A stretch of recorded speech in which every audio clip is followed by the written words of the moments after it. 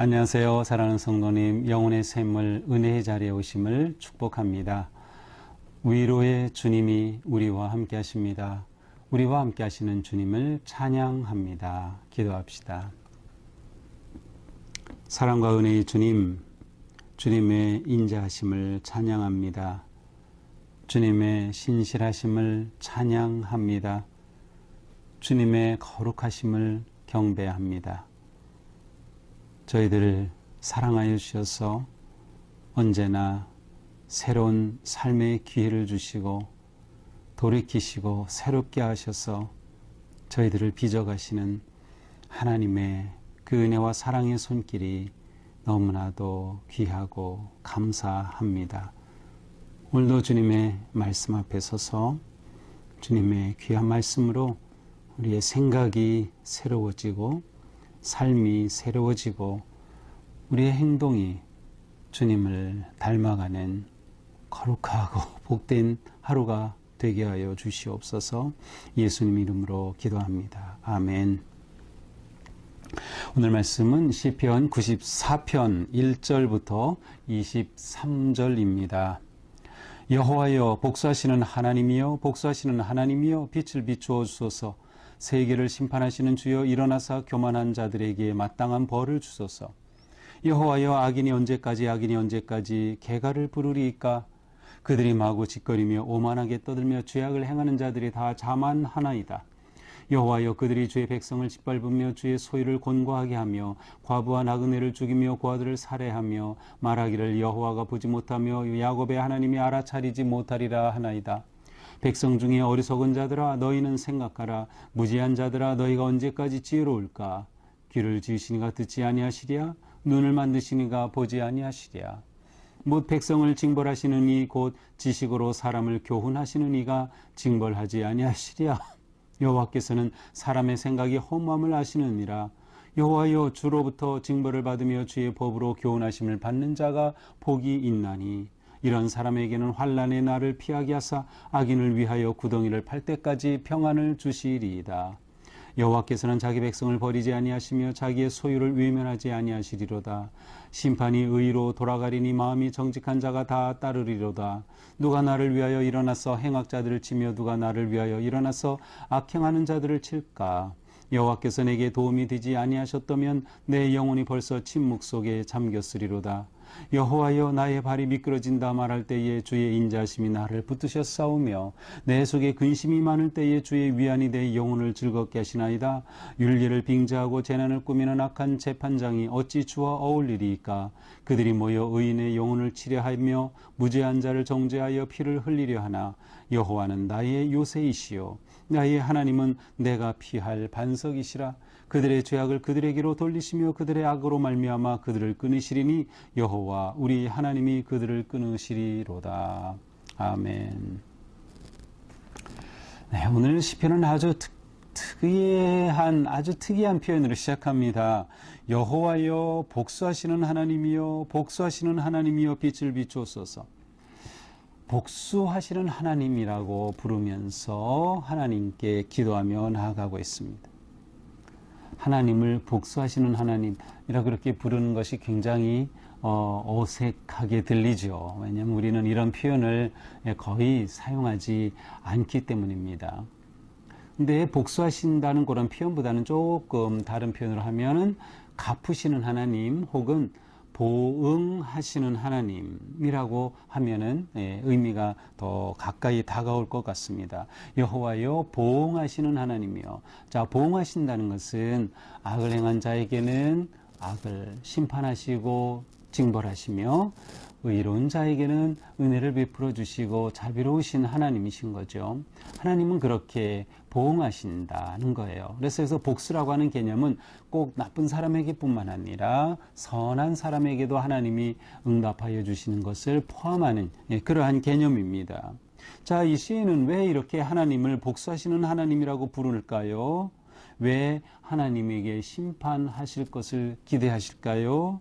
2절에 계속되죠. 세계를 심판하시는 주여, 일어나사 교만한 자들에게 마땅한 벌을 주소서. 복수하시는 하나님, 심판하시는 주님, 이제 일어나사. 마치 하나님이 가만히 앉아 계신데 깨우는 것과 같아요. 하나님 일어나셨어. 어떻게 하라는 거예요? 교만한 자들에게 마땅한 벌을 베푸소서. 교만한 자들에게 마땅한 벌을 내리소서.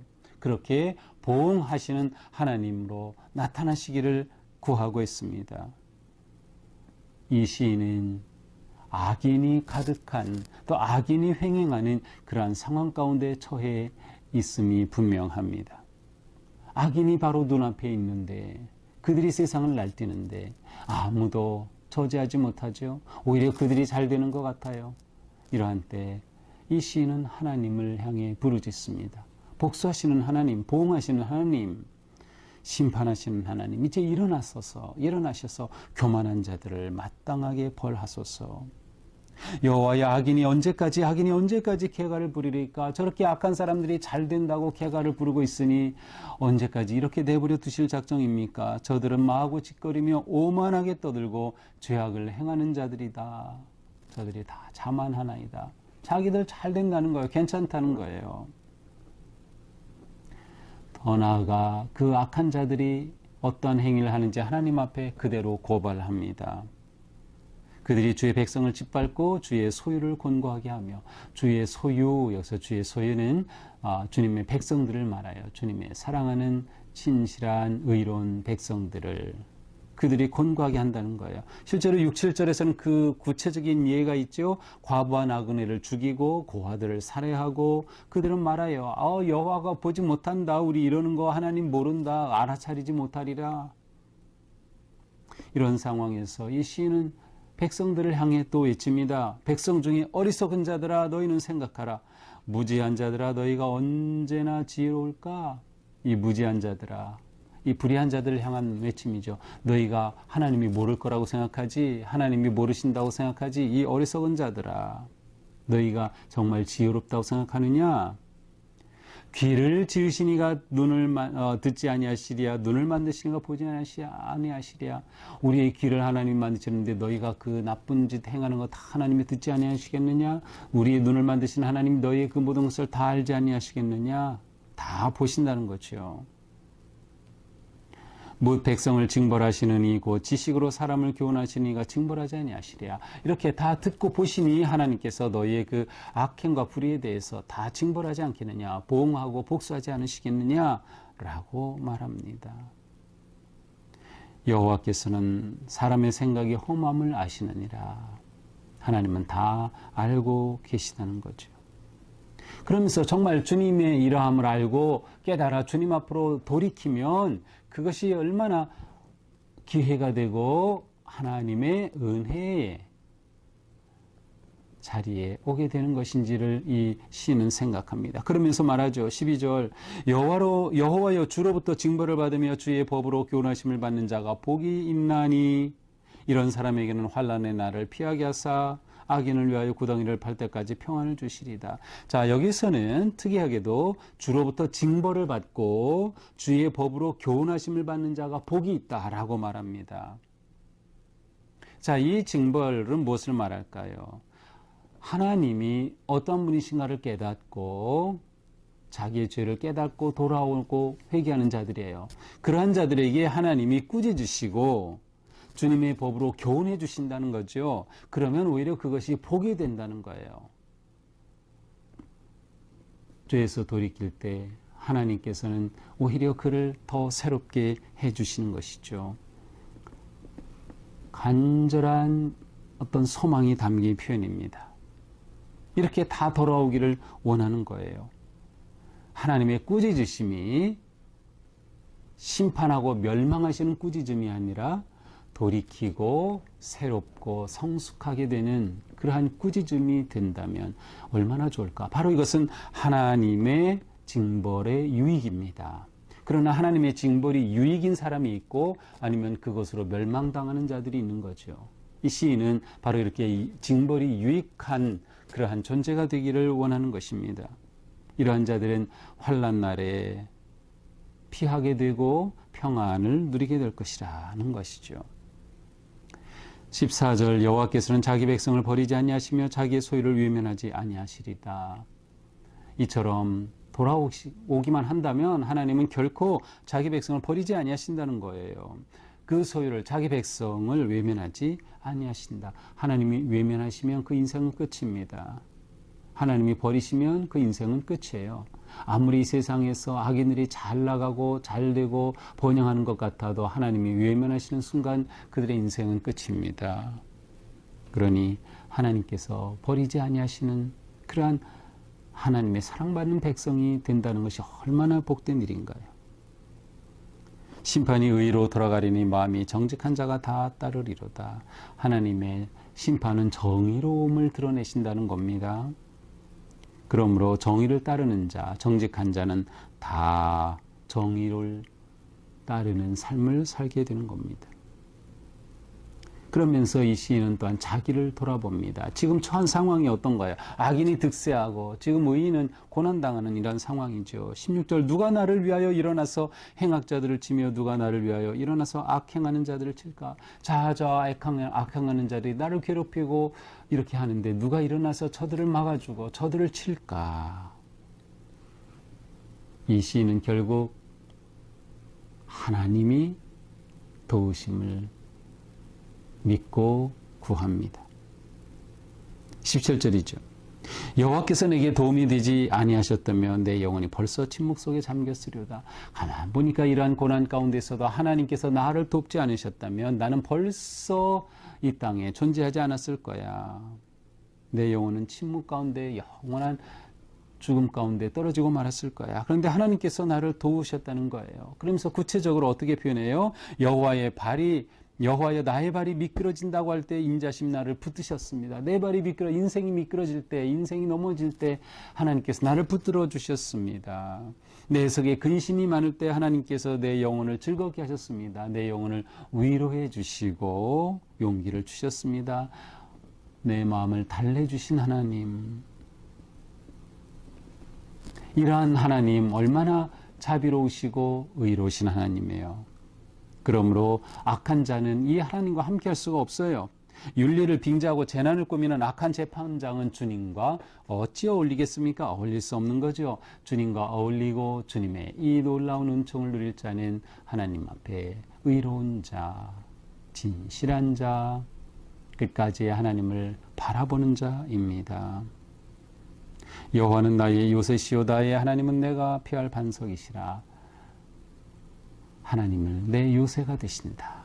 내가 피할 반석이 되신다. 그러니 이 악한 세상 속에서 악인이 득세하는 이런 세상 속에서도 결코 무너지지 않고 절망하지 않고 분노하지 않고 다 하나님께서 행하심을 의로우신 하나님이 다 모든 것들을 처리하심을 신뢰하며 복수하시는 보응하시는 하나님을 부르짖고 의지하고 있습니다. 결국 하나님께서는 악한 자들의 죄악을 그들에게 돌리고 그들을 끊으실 것이다. 이러한 믿음으로 오늘의 시편은 끝납니다. 자, 오늘 말씀을 보면서 우리는 불의한 세상을 살아가는 성도의 삶이 어떠해야 하는가를 생각해 볼 수 있어요. 불의한 세상을 성도는 어떻게 지혜롭게 살아갈 수 있을까? 어떻게 승리의 삶을 살 수 있을까 말이죠. 그래서 가장 중요한 것은 하나님을 아는 것입니다. 하나님을 아는 것. 하나님을 알미 진정한 지혜입니다. 자, 오늘 시편에서 이 시인은 하나님을 굉장히 다양한 표현을 써서 묘사하고 있어요. 복수하시는 하나님, 심판하시는 분, 벌을 내리시는 분, 보고 계시는 분, 아시는 분, 또 좋은 점으로 피하게 하시는 분, 평안을 주시는 분, 백성을 버리지 아니하시는 분, 외면하지 아니하시는 분, 인자하신 분, 붙들어 주시는 분, 영혼을 즐겁게 하고 위로해 주시는 분, 요새가 되시는 분, 반석이 되시는 분. 자, 악인이 볼 때에 그때는 하나님이 두려운 존재지만 이렇게 하나님 앞에 의롭게 서고자 하는 자에게 하나님은 이렇게 놀라운 하나님으로 고백이 되고 경험이 되는 거죠. 그렇습니다. 우리는 하나님을 알므로써 악이 득세하는 세상 속에서 이겨갈 수 있다. 승리할 수 있다. 자, 먼저 우리는 하나님의 공의로우심을 믿고 인정해야 됩니다. 왜냐하면 이 세상이 불의할 때 우리는 너무나도 야, 이거 누가 좀 벌했으면 좋겠지. 왜 저런 자들이 득세하지 하죠. 그런데 원수 갚는 것은 내가 할 일이 아니야. 하나님께 있어요. 그래서 하나님의 의로우심, 하나님은 정말 의로우시기 때문에 하나님께서 이 모든 것들을 다 처리하실 거다. 그래서 우리는 하나님의 의로우심을 신뢰하고 의지함으로 이 세상에 불의한 세상 속에서 우리의 믿음을 지켜가게 되는 것이죠. 하나님의 일은 하나님께 맡기는 겁니다. 복수하는 것은 내가 할 일이 아니에요. 하나님이 하실 일인 거죠. 내가 하려고 하면 너무나도 힘들겠죠. 감당할 수가 없죠. 하나님께 다 그것은 맡기고 의지하는 것입니다. 또한 우리는 어떤 상황에서도 나는 하나님의 사랑받는 자임을 기억해야 합니다.